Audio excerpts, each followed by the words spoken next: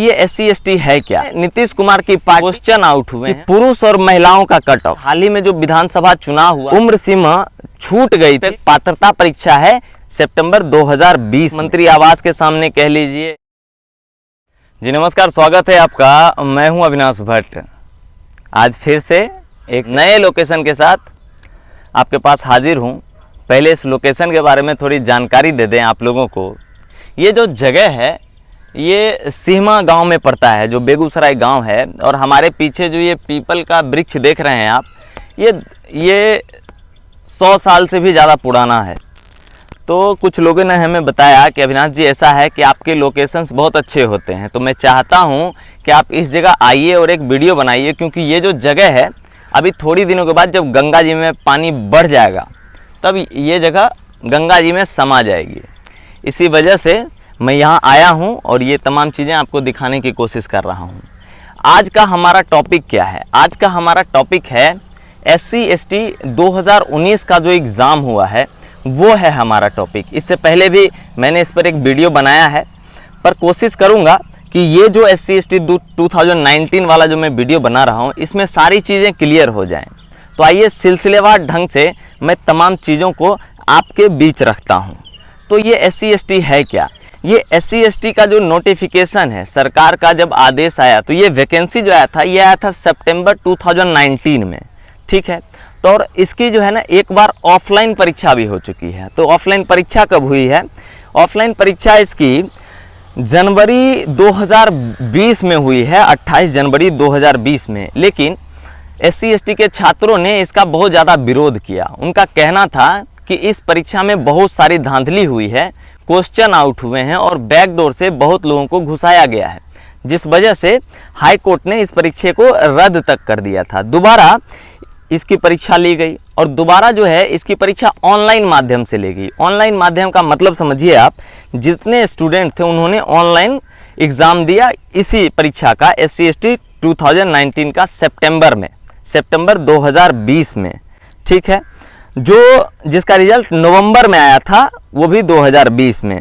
तो फिर जब 4 मार्च की जो सुनवाई होती है, हाई कोर्ट की जो सुनवाई होती है, उसमें हाई कोर्ट बिहार सरकार को ये कह रही है कि ये जो एग्ज़ाम लिया गया, जो SC/ST का जो एग्ज़ाम लिया गया, ये एक सही मापदंड पे एग्ज़ाम लिया गया और सरकार को निर्देश देती है कि आप रिज़ल्ट जो है वो सही से निकालिए, क्योंकि अभ्यर्थी बहुत ज़्यादा अभ्यर्थी ये एग्ज़ाम देकर इंतज़ार कर रहे थे अपने रिजल्ट का। सिलसिलेवार ढंग से जब हम इस चीज़ को जानेंगे तब आपको पता चलेगा कि आखिर क्या माहौल था। चुनाव से जो पहले अभी हाल ही में जो विधानसभा चुनाव हुआ बिहार में, जिसमें चुनकर नीतीश कुमार आए, तमाम गठबंधन को मिलाकर वो अपनी सरकार बनाए, तो उस चुनाव में हुआ क्या एक्चुअली? चुनाव में नीतीश कुमार की पार्टी और कुमार के पार्टी के नेतागण, उन लोगों ने तमाम छात्रों से, तमाम अभ्यर्थियों से ये वादा किया कि जितने भी बच्चे क्वालिफाइड होंगे तमाम बच्चों को नियुक्ति मिलेगी। अब क्या होता है कि जब रिजल्ट आ जाते हैं, है ना, जब 37,335 शिक्षक की जहां बहाली की बात आती है और जब उसके रिजल्ट आ जाते हैं, तो 2 चरणों में रिजल्ट आते हैं इसके।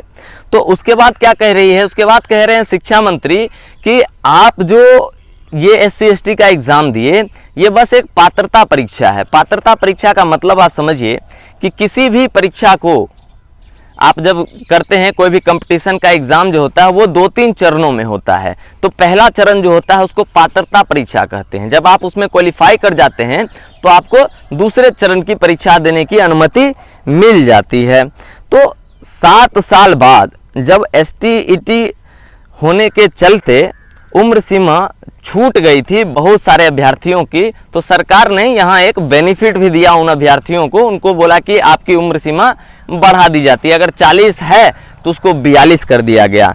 चलिए, तो मैं बात कर रहा हूँ कि जो भी सफल ST/ST छात्र हैं, जो आज के डेट में पटना में कह लीजिए, सचिवालय के सामने कह लीजिए, मुख्यमंत्री आवास के सामने कह लीजिए, गोलंबर चौराहा कह लीजिए, या फिर इनकम टैक्स गोलंबर के सामने जिस तरीके से प्रदर्शन कर रहे हैं, तो उनका मुद्दा क्या है? अब इन तमाम मुद्दों को, जो उनकी मांग है, मैं आपको बताता हूं कि वो आखिर चाहते क्या हैं। पहला मुद्दा है उनका कि वो कहना चाहते हैं कि विषयवार ढंग से कट ऑफ के आधार पर मेधा सूची क्यों जारी नहीं किया गया। इस चीज़ को समझिए। जो सरकारी कट ऑफ था उसके हिसाब से मेधा सूची क्यों नहीं जारी किया गया। दूसरी मांग है कि किसी विषय में कितनी रिक्तियां थीं, कितना रिजल्ट जारी हुआ, इसे भी स्पष्ट क्यों नहीं किया गया। तो जिस विषय में जितनी रिक्तियां थी, जितना उसका कट ऑफ होना था, है ना, उस रिक्तियों में से उसे स्पष्ट नहीं किया गया कि किस रिक्ति के लिए कितने पद जारी किए गए। उसके बाद एक मांग आती है कि पुरुष और महिलाओं का कट ऑफ, समझिए चीज़ों को, कि पुरुष और महिलाओं का कट ऑफ अलग अलग जारी क्यों नहीं हुआ, ताकि सही जानकारी मिल सके। एक पारदर्शिता नहीं है, इस एग्ज़ाम का जो रिजल्ट सामने आया है उसमें एक पारदर्शिता नहीं है, ताकि अभ्यर्थी कॉन्फिडेंट हो सकें अपने सरकार के प्रति, विश्वास आ सके अपने सरकार के प्रति। क्योंकि जिस तरीके से वो विज्ञापन दे रहे हैं, तो विज्ञापन को देखकर ऐसा लगता है कि ये तमाम जो पदें हैं जिसके लिए परीक्षा हो रही है, ये तमाम नियुक्ति के लिए परीक्षा हो रही है। पर जब इसका रिजल्ट आता है तो बोलते हैं कि ये सिर्फ एक पात्रता परीक्षा है, ये नियुक्ति के लिए परीक्षा नहीं थी। उसके बाद देखिए इनका एक और मांग है, ये कह रहे हैं कि बिहार बोर्ड ने रिजल्ट के समय ही कट ऑफ क्यों नहीं निकाला, सबसे बड़ा मुद्दा है। और एकाएक अंक मेरिट डालकर इस तरीके से मेरिट और नॉन मेरिट में कैसे छांट दिए लोगों को, बहुत बड़ा मुद्दा है। तो शिक्षा मंत्री ने कहा था कि जो सफल हुए हैं उनको नौकरी जरूर मिलेगी, तो फिर नौकरी क्यों नहीं मिल रही है, नियोजन क्यों नहीं मिल रहा है। और जिन 12 विषयों की अभी तक रिजल्ट जारी की गई है उसमें विषयवार सफल छात्रों की संख्या क्यों नहीं दी गई।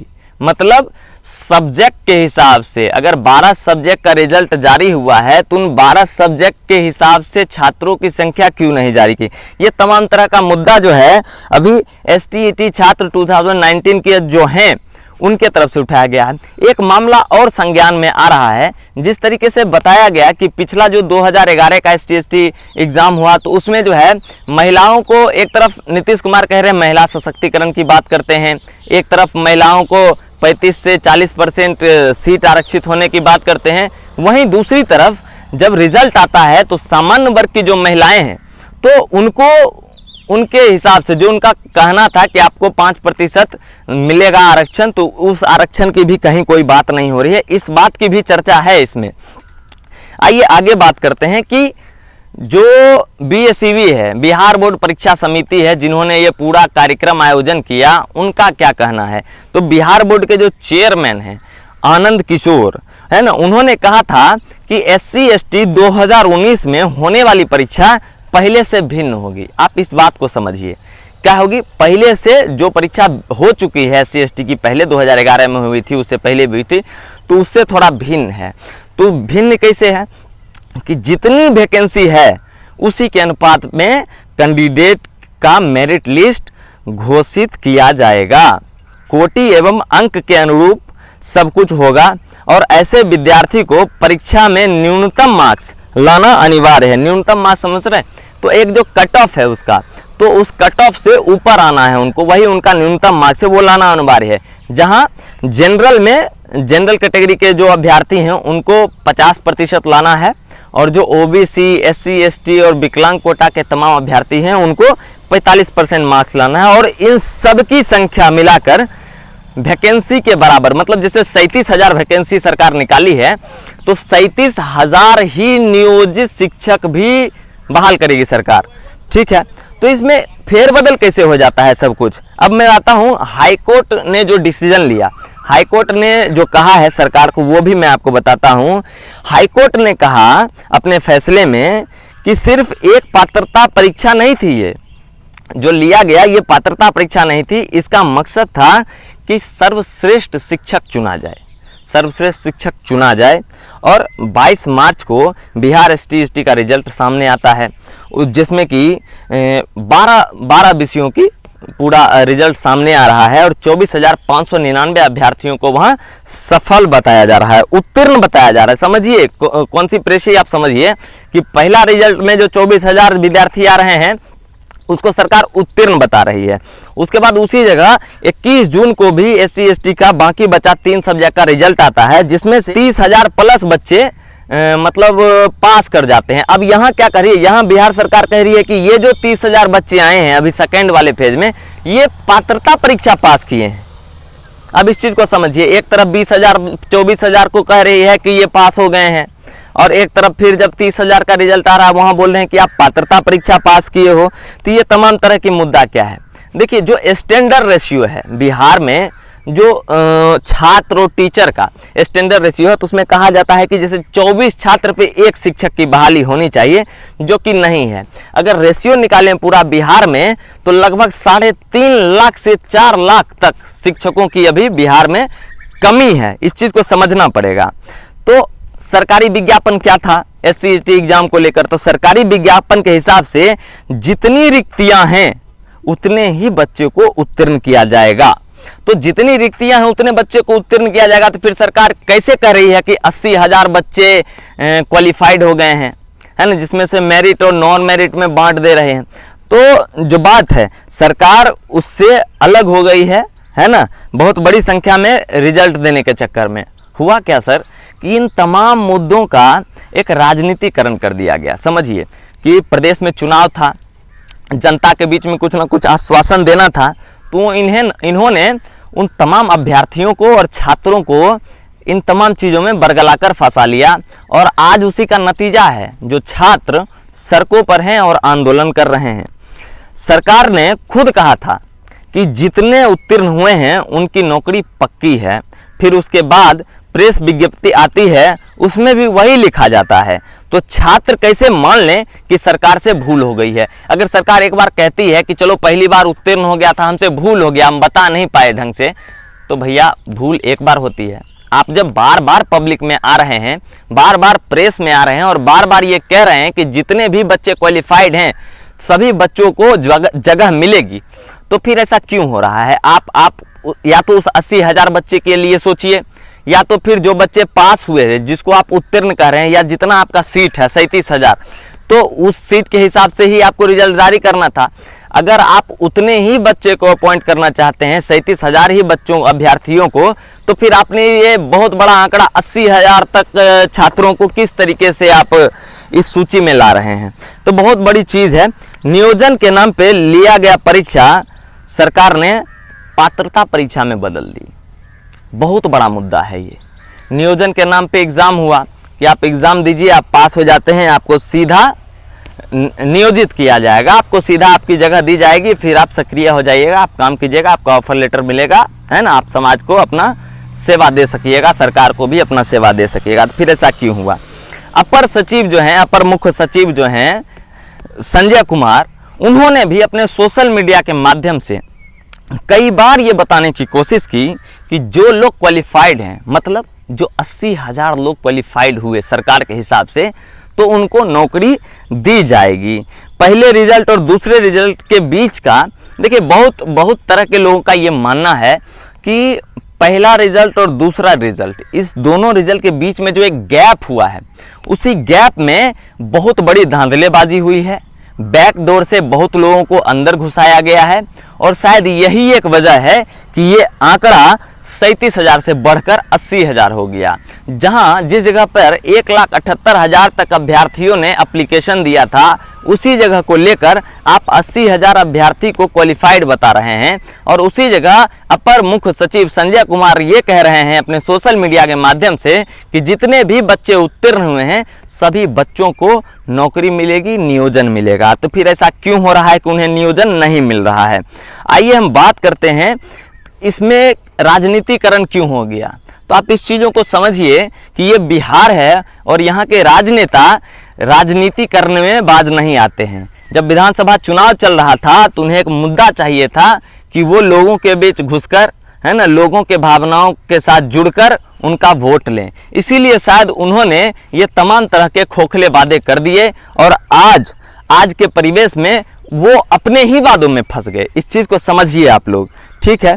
तो SC/ST के मामले में मेरे हिसाब से एक निष्पक्ष जांच होनी चाहिए, एक कमेटी बैठानी चाहिए, CBI इंक्वायरी तक होनी चाहिए, क्योंकि अगर इतनी जनसंख्या में, इतनी संख्या में लोग कह रहे हैं कि इसमें धांधलेबाजी हुई है, तो सरकार को भी अपना एक निष्पक्ष रास्ता अपनाना चाहिए और पारदर्शिता के साथ इसकी जांच करवानी चाहिए, ठीक है।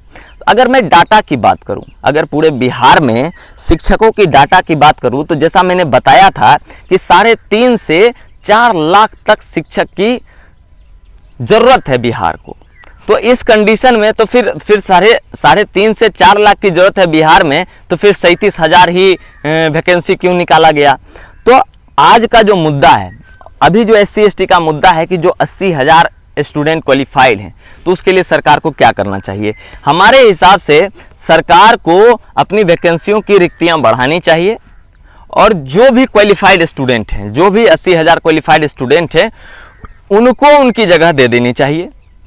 क्योंकि जब वो उत्तीर्ण हैं, जब वो सक्षम हैं, जब वो सब कुछ उनका जब कुछ सही है, तो फिर उनको रिक्ति मिलना ही चाहिए और इस पर सबसे पहले एक निष्पक्ष जांच होनी चाहिए। और एक नई बात ये भी है कि जो अभ्यर्थी हैं जो फिलहाल में आंदोलन कर रहे हैं, जो SC/ST के अभ्यर्थी हैं, उनको ढेर सारे कॉल आ रहे हैं। अब ये कॉल करने वाला कौन है भाई? अब कॉल करके कोई बता रहे हैं कि अगर आप SC/ST में पास होना चाहते हो तो आप 1 लाख रुपया दे दो, आप 2 लाख रुपया दे दो, आप 1.5 लाख रुपया दे दो।